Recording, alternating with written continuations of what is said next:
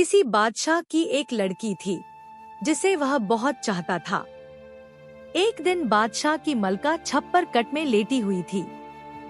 उसकी नजर छत पर पड़ी तो क्या देखती है कि एक चिड़ा अपनी पहली चिड़िया के बच्चों को मार रहा है। उसकी पहली चिड़िया कुछ दिन पहले मर गई थी और वह दूसरी चिड़िया अपने घर ले आया था। कुछ देर बाद बादशाह आए और मलका से कहा, बेगम, आज तुम यहाँ अकेली क्यों लेटी हो? क्या सोच रही हो? मलका ने जवाब दिया, ए बादशाह, अगर कुछ दिनों बाद मैं बीमार होकर मर जाऊं, तो तुम भी मेरी लड़की के साथ वही सुलूक करोगे जो यह चिड़ा अपनी पहली चिड़िया के बच्चों के साथ कर रहा है।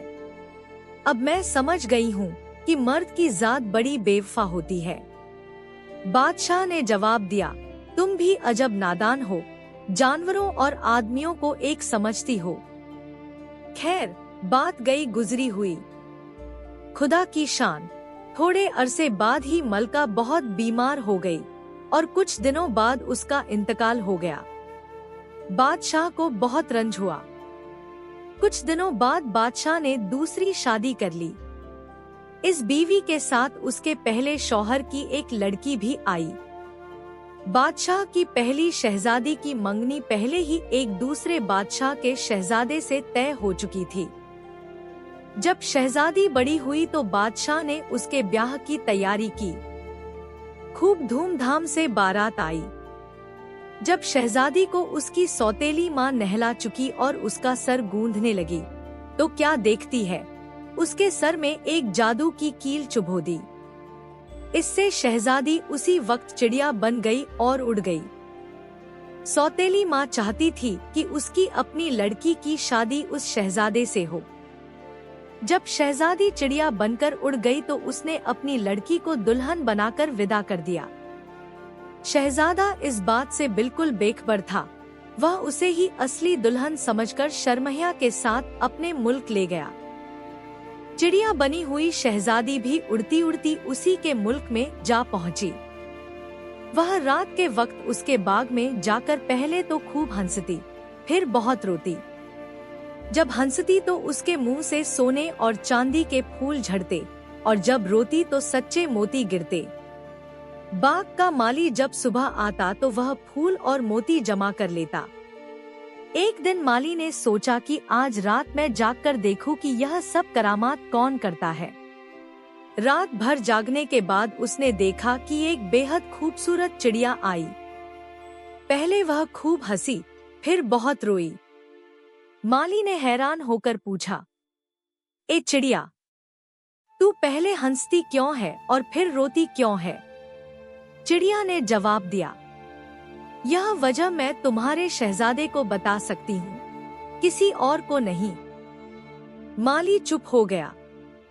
कुछ दिन बाद शहजादे ने माली से पूछा, तुम आजकल इतने अमीर क्यों हो गए हो? माली ने सारा किस्सा सुनाया। शहजादे ने कहा, अच्छा, आज रात हम खुद उस बाग में जाकर देखेंगे। माली ने बहुत उम्दा इंतजाम किया। रात को शहजादा साहब बाग में आए। कुछ देर इंतजार के बाद वही चिड़िया आई।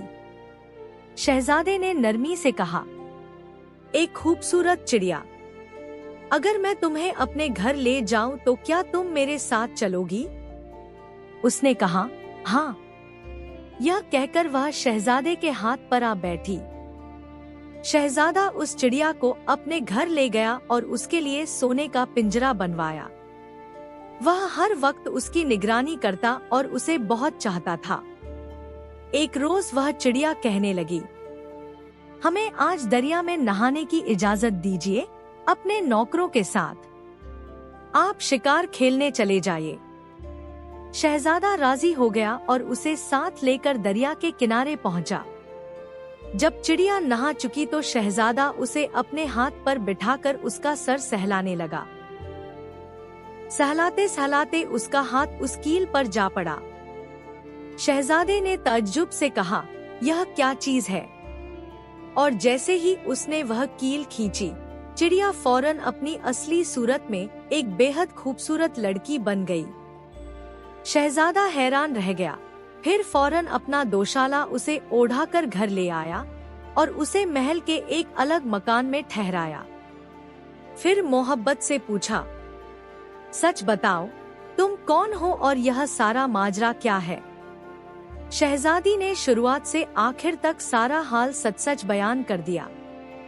जब शहजादे को मालूम हुआ कि फ्रेब से उसकी शादी दूसरी भोंडी शक्ल की लड़की से की गई थी, तो वह बहुत रंजीदा हुआ। उसने शहजादी को अच्छे अच्छे कपड़े पहनाए, उसे इज्जत से महल में लाया और नरमी से पूछा, बताओ, अब उस पहली लड़की को क्या सजा दूं? जो तुम कहोगी वही किया जाएगा। शहजादी ने जवाब दिया, मेरा ब्याह आपसे हुआ है, आगे आपको इख्तियार है, जो मुनासिब समझे करें। शहजादे ने हुक्म दिया कि उस भोंडी शक्ल की लड़की के हाथ, पांव और सर काटकर उसका पुलाव और कोरमा पकाकर उसकी माँ के पास भेज दिया जाए।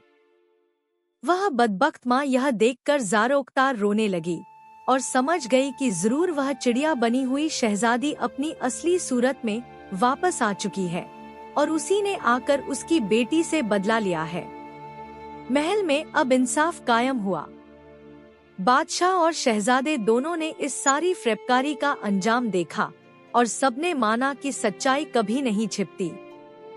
शहजादा और असली शहजादी की शादी बड़ी धूमधाम से हुई। मुल्क में खुशी का जश्न मनाया गया। हर तरफ चरागा हुआ और रियाया ने दुआएं दी कि अब के बादशाही में अदल और मोहब्बत रहे। यह सच है, बुराई का बदला आखिर या अव्वल मिल ही जाता है।